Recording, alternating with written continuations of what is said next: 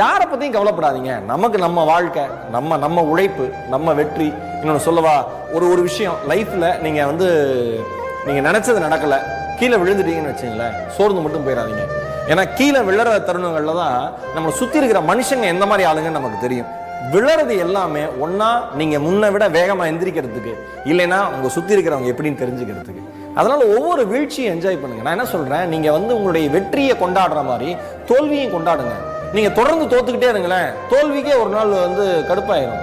எவ்வளோ தோத்தாலும் அடுத்தடுத்து ட்ரை பண்ணுறாங்க, இனிமேல் இவனை விட்டு போயிடுவோம், அடுத்த டார்கெட் நோக்கி அது போயிடும், நாம ஜெயிச்சிடலாம். டயர்டே ஆகக்கூடாது, அடுத்து முயற்சி பண்ணிக்கிட்டே இருக்கணும். வேற வழியே இல்லை. இவன் ஜெயிச்சா மட்டும்தான் அவன் அமைதியாவான் போல இருக்குன்ட்டு சுற்றி இருக்கிற சூழலை நம்மளை ஜெயிக்க வச்சிடும். நமக்கு பிரச்சனை என்னன்னா, நம்ம எடுக்கிற முடிவில் நம்ம குழம்பிடுறோம். நான் இன்னைக்கு எதான் பேசணும்னு நினைச்சேன், முடிவில் தெளிவாக இருங்க, தீர்க்கமாக இருங்க.